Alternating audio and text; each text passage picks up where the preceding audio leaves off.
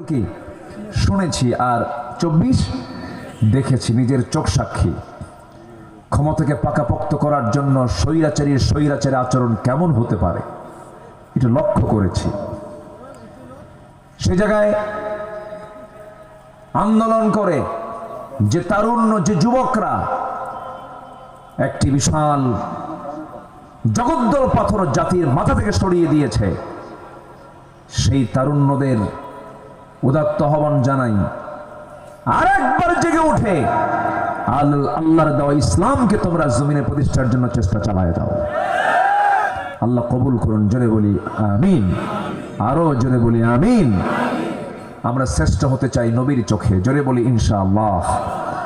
10 শ্রেণী শ্রেষ্ঠ, এর মধ্যে একটা শ্রেণী হলো কারা শ্রেষ্ঠ?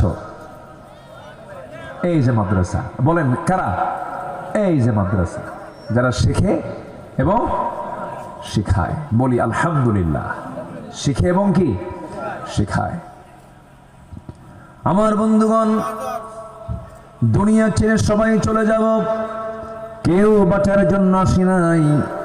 যত অর্জন করেন না কেন কোনো অর্জন থাকবে না, তবে হ্যাঁ, আখিরাতের জন্য যদি কোনো কিছু অর্জন করে থাকি সেটা আমার আপনার জন্য কাজে আসবে। ওয়ালাল আখিরাতু খায়রুল লাকা মিনাল উলা। আখিরাতটাই হলো শ্রেষ্ঠ, আখিরাতটাই হলো অবশিষ্ট। আখিরাত ছাড়া কিছুই থাকবে না। দুনিয়া নামক এই দুনিয়া নশ্বর দুনিয়া, দুনিয়া শেষ হয়ে যাবে।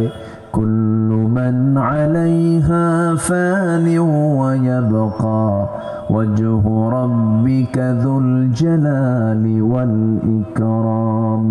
সবাই বলুন ফাবিআইয়ি আলা'i রাব্বিকুমা তুকাযযিবান। সব ফানা ফানা হয়ে যাবে।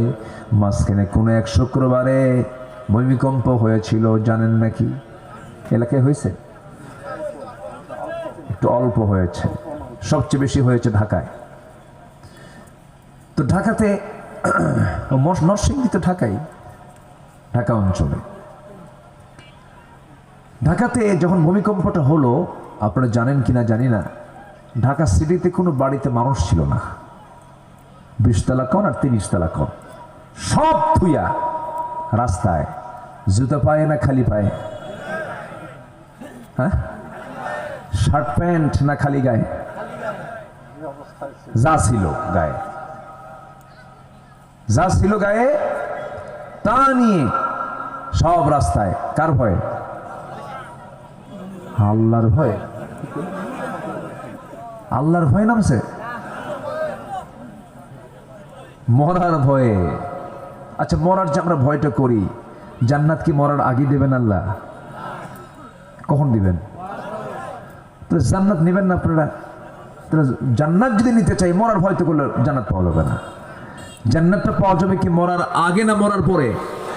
তো আসল জিনিস পড়ে আছে মরার আগে না মরার পরে? তাহলে ভূমিকম্পের ভয়ে, মৃত্যুর ভয়ে দৌড় মারল ঘর থেকে, বাঁচার জন্য চেষ্টা করলো। এই দৌড়টা মারা লাগতো না যদি ফজরের সময় যদি আল্লাহর ভয় মসজিদে যেত। কথা কি বুঝতেছেন আপনারা? আমার রাগ করতেছেন না তো? আচ্ছা বলুন তো, আপনার এলাকার কোন ওয়াক্তে মসজিদের সবচাইতে কম মুসল্লি পাওয়া যায়? বলেন। ফজর। মানুষ বাড়িতে থাকে, মানুষ বাড়িতে অবস্থান করে সব সময় সবচেয়ে বেশি কোন সময়? ফজরে। তাহলে ফজরে মানুষ বাড়িতে বেশি থাকে, আবার সবচেয়ে কম মুসল্লি হয় কোন অর্থে? ফজরে। মানুষ করেটা কি? কি করে?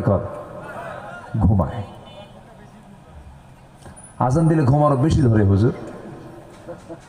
হাদিস, শয়তান শেষ রাত্রে আসে। শয়তান কোন সময় আসে? শেষ রাত্রে।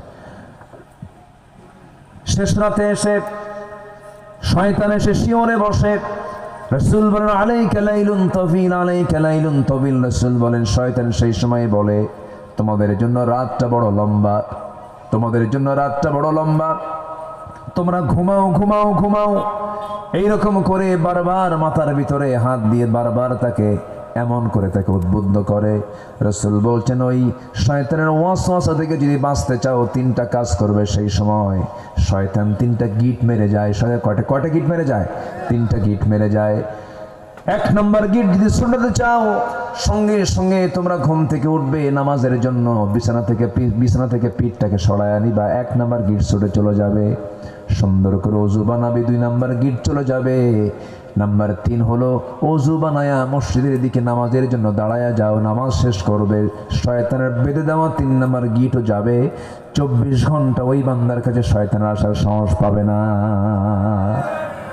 সবাই কি নামাজ পড়তে রাজি আছেন ভাই? যেদিন আপনি দেখবেন আপনার গ্রামের ফজরের মুসল্লি জোহরের চাইতে বেশি, ফজরের মুসল্লি আসরের চাইতে বেশি, ফজরের মুসল্লি মাগরিবের চাইতে বেশি, ফজরের মুসল্লি এশার জামাতের চাইতে বেশি, সেদিন আপনি নিশ্চিত করে আপনি বলতে পারবেন যে আপনার গ্রামে কোনো মাদক, নেশা, জুয়া, বেপরদা, জেনা, ব্যভিচার একটাও থাকবে না। তাহলে মসজিদ আছে কিন্তু আবাদ কি? মসজিদ আছে কিন্তু আবাদ নাই। মাঝে মাঝে মসজিদে 3 জন মুসল্লি পাওয়া যায়, ইমাম, মুয়াজ্জিন, খাদেম। চাকরি না থাকলে এটাও থাকতো না। এই হচ্ছে আমাদের দশা। কিন্তু যদি প্রশ্ন করা হয় সবচেয়ে বেশি শাস্তি কাকে দেওয়া হবে, 1 নম্বর কারণ কি জাহান্নামে যাওয়ার? মা সালাকাকুম ফি সাকার ক্বালু লাম নাকু মিনাল মুসাল্লি। অথচ সেই নামাজের ব্যাপারে নেতৃবৃন্দের কোনো খেয়াল নাই। যে নেতা তার কর্মীকে নামাজের কথা বলে না, যে দলের কর্মসূচির ভিতরে নামাজের কর্মসূচি নেই, এজেন্ডা নেই, ওই দলের নেতৃত্বের মুখে আমরা জুতা মারি, থুতু মারি। ওগুলো বাদ, দরকারই নেই ওগুলো। সম্মানিত ভাইয়েরা, আমি কি আলোচনা শেষ করে দেব? ওই যে 2 জন উঠলো, যে সমস্যা কি? ও বাচ্চা আছে, ছোট্ট একটা বাচ্চা আছে, ও ডিস্টার্ব করছে। মানে বাপ আছে, তার ছাও আছে, আবার ছাও থাকার কারণে একটু ডিস্টার্ব হলো, হয়তো বা ডিস্টার্ব করছে। আমার দিকে তাকান, আমরা যথাসময়ে আমরা শেষ করব, নামাজের সময়কে ঠিক রেখে আমরা মাহফিল শেষ করব। জোরে বলি ইনশাআল্লাহ। হয়তো একটু দেরি হবে, 10, 15, 20 মিনিট একটু দেরি হবে, এটার সময় আমাকে প্লিজ আমাকে দেবেন, আমি আশা করি। তো ভূমিকম্প যে হলো, ভূমিকম্প হওয়ার কারণটা কি? আমরা ভালো হয়ে গেছি না নাকি? আমরা ভালো এই জন্য ভূমিকম্প হয়েছে নাকি? ভূমিকম্প কি রহমত মনে করেন? এটা কি বলেন? বলেন বলেন বলেন। গজব। আসমান থেকে আল্লাহর গজব তখন নাজিল হয় যখন জমিনটা পাপ দিয়ে ভরে ওঠে। ভূমিকম্প এটা চলমান প্রক্রিয়া। আমরা আসলে যে দুনিয়াতে অবস্থান করছি, এই জমিনটা কিন্তু শান্ত না, অশান্ত, অস্থির। যখন পৃথিবীতে মানুষ আসে নাই, আল্লাহ পাক পৃথিবী বানিয়েছেন, তখন মাঝে মাঝে প্রচন্ড ধাক্কা হতো, ঘন ঘন ভূমিকম্প হতো। কিন্তু আল্লাহ তাআলা মানুষকে যখন পাঠালেন, পৃথিবী যেন আন্দোলিত না হয়, আল্লাহ রাব্বুল আলামিন মাঝে মাঝেই দিলেন কিছু পাহাড়, কিছু পর্বত। কে দিয়েছেন? আসতে বলবেন না, কে দিয়েছেন? আল্লাহ দিয়েছেন। আল্লাহ রাব্বুল আলামিন বলেন, وَأَلْقَى فِي الْأَرْضِ رَوَاسِيَ أَن تَمِيدَ بِكُمْ وَأَنْهَارًا وَسُبُلًا لَعَلَّكُمْ تَهْتَدُونَ। তিনি জমিনে স্থাপন করেছেন সুদৃঢ় পর্বতমালা, যেন পৃথিবী যেন আন্দোলিত না হয়, পৃথিবী যেন হেলে দুলে না যায়, নড়াচড়া না করে। এই যে আপনাদের কুড়িগ্রামের পাশেই হলো গ্রেটার রংপুরের মধ্যে পঞ্চগড়, এই সমস্ত এলাকা পাড়ি দিলেই দেখা যায় হিমালয় না? ঠাকুরগাঁর পাড়ি দেখা যায় হিমালয়। এই হিমালয়ের বিশাল বড় মাথা, বিশাল বড় পাহাড় হিমালয়। হয়তো পঞ্চগড়ের মানুষ, কুড়িগ্রামের মানুষ পাহাড় কি জিনিস বুঝতে পারবেন না, কারণ এগুলো হলো সমতল এরিয়া। কিন্তু আপনি যদি পাহাড়ি এলাকায় যান, শুধু পাহাড় ছাড়া কিছুই দেখতে পাবেন না। যেমন আমার দেশে বান্দরবান, রাঙ্গামাটি, খাগড়াছড়ি, বৃহত্তর চট্টগ্রাম, ফটিকছড়ি, ওই দিকে গেলে পরে শুধু পাহাড় আর পাহাড়। আল্লাহ পাক পাহাড়টা কেন দিলেন? আল্লাহ বলছেন, বান্দারে পাহাড় দিয়েছি যেন জমিনটা স্থিতিশীল থাকে, নড়াচড়া না করে। ওয়াল জিবালা আওতাদা, আমি পাহাড়গুলোকে পেরেগের মতো করেছি। টিন আটকায় কি দিয়া? প্যারাক দিয়া, তেমনি আল্লাহ পাক দুনিয়া যেন না নড়ে সেজন্য পাহাড় দিয়েছেন।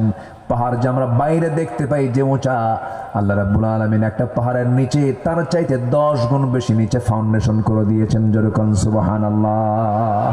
পাহাড়ের 10 ভাগ থাকে উপরে, আর বাকি 90 ভাগ থাকে হলো নিচের ফাউন্ডেশনে।